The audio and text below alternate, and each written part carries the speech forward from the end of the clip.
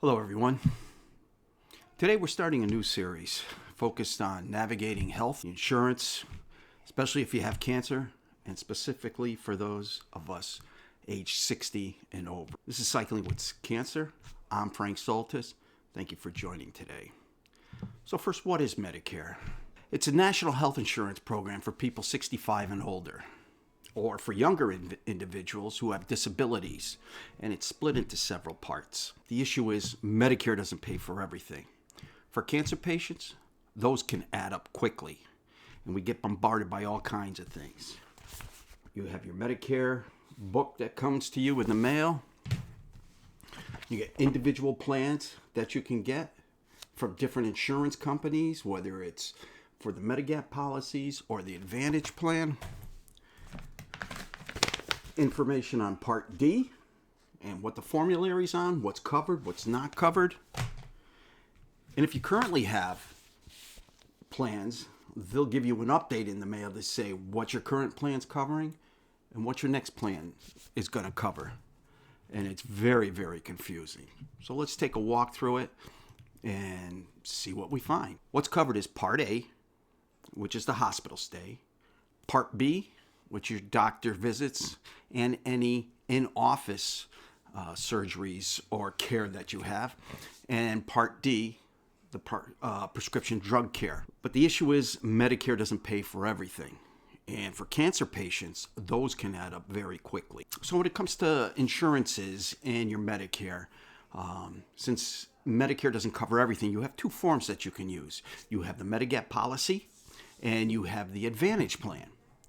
In the Medigap policy, it's sometimes called the Medicare Supplemental Insurance, helps fill all those gaps in Medicare. It covers your expenses, it covers your co-pays, your deductibles, and your co-insurance.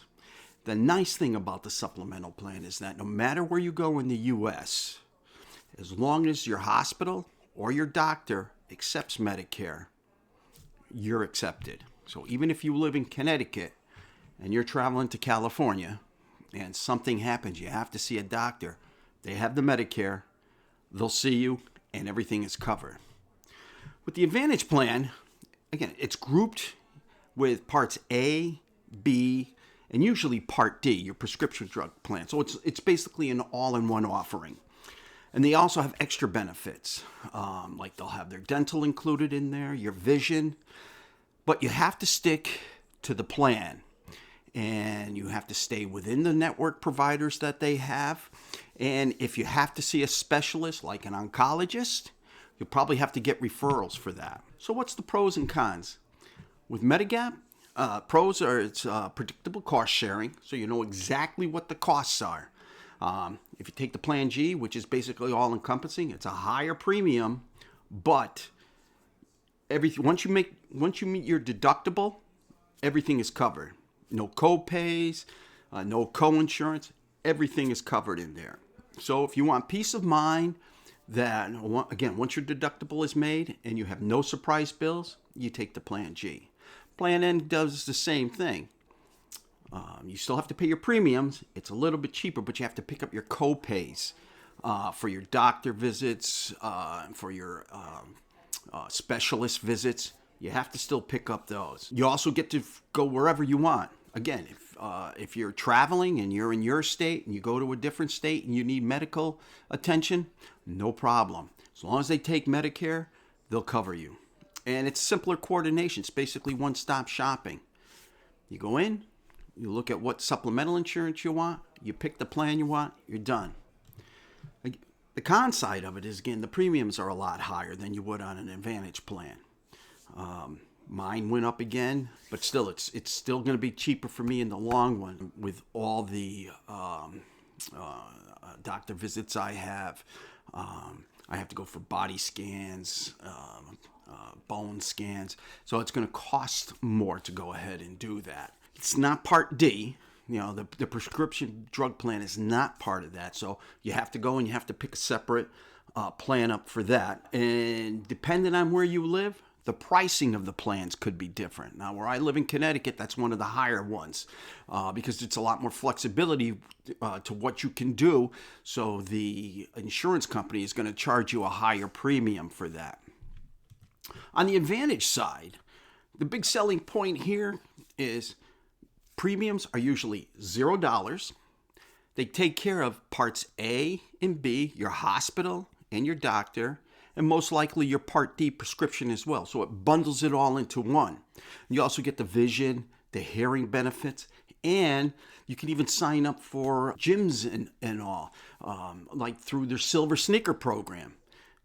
You sign up with them, and usually you can get into any, like The Edge, Planet Fitness, all those. You could sign up and get in and basically use their equipment, and it's all picked up by your insurance. The annual choice, it's a lot more flexible of what you can do and what you can look at. The cons, you're restricted on who you can see. It's basically within their network. An HMO, your network is pretty small. On your PPO, it's a little bit bigger, but still, you have to stay within the network to see all the doctors and all the specialists. You go out, it could cost you a lot of money because that's going to be an out-of-pocket expense. Cost sharing is going to be a lot more, and those can add up quickly, especially if you're a cancer patient. And the plan benefits, the provider networks, when your open enrollment comes up like it is now, you have to do a lot of research to see who's in and out. Because they could be in your plan right now, but when it comes around for your plan to start next year, your providers or your hospitals or your specialists, they could all be out of network all of a sudden. So every single year you have to go in and do your research to ensure that you're covered for everybody who you want to be there. So some things to think about. Again, make sure your doctors and your treatment centers are in there.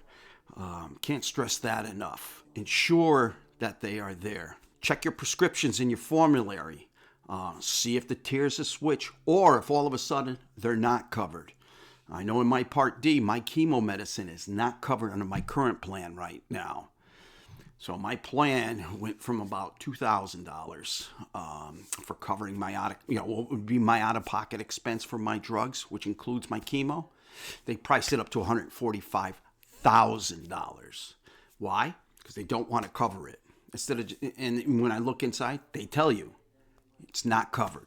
Ask about referrals. Make sure that you know up front if the plan you're going to take, your doctor is going to require referrals to go see them. So ensure that you have that. If you're going to travel, see who's in and out of a plan. If they do stretch out of your area, again, if they don't, the cost is going to be a lot more than if they are in network. And you got to be making sure that you're willing to go again and look to ensure what your next year plan is going to be, because things change so much. And I think as we go on in time, it's going to change a lot more. Consider the Medigap plan, the supplement plan, to limit your cost.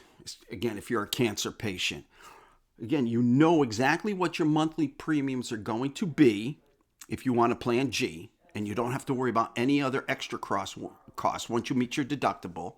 Or if you want your plan in, try to figure out how many times you're going to go see a doctor and your specialist to get billed back on your copays, and then price it out to see. The best place to start is the Medicare.gov website. You can go in there, put in all your local information, and it'll start tailoring everything that's within your area and all the different plans that'll be. So it'll tell you about Advantage plans. It'll tell you about supplemental plans. If you're going to take a supplemental plan, it'll tell you your Part D, what's available to you and what the cost of that is. And if you find something that you like, they have the insurer's website and phone number if you need to call and to get more information. I'm going to have handouts below for all the checklists and everything. I also have some spreadsheets that I've built to put the data in, and then to show me on a color-coded basis for a quick look, because some of it could be fairly long, to give you an idea of what the cheapest plan is, and then you could try to start to balance things out to get a better idea of what's available to you. Again, cost today is the main factor. You want to make sure you're covered. You get good doctors and all, but you want to make sure that you can absorb the cost that it's going to be. So you really need to do your research. I'm also going to cover in the next couple episodes insurance denials, how you're going to handle them, and then what co-pays and grants are out there to help offset some of these costs.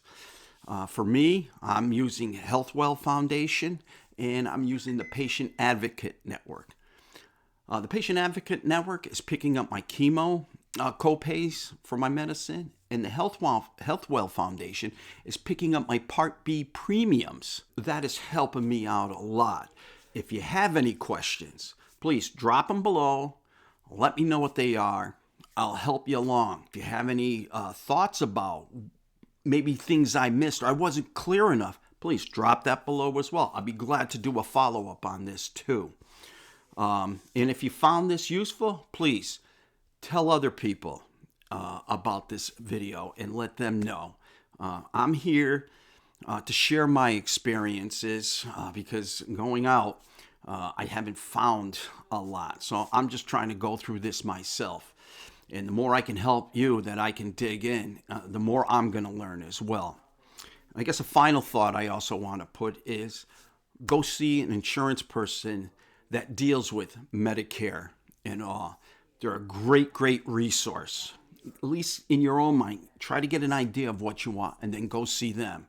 I just saw my insurance man, and I thought I was going to have to change my supplemental insurance. But after he helped do the research, because he had other tools that he's got available that I don't, I can at least keep that. I have to change my Part D again because my chemo changed, but I found a better plan when I sat and talked to him of what I had, and he agreed with me, so I signed up right away, and I got that. Make sure you sign up as soon as you can. You don't want to miss the open enrollment period because that can cost you big dollars as well. So I hope you found this interesting. I thank you so much for your time. Again, my name is Frank Soltis. This is Cycling with Cancer. Have a good day.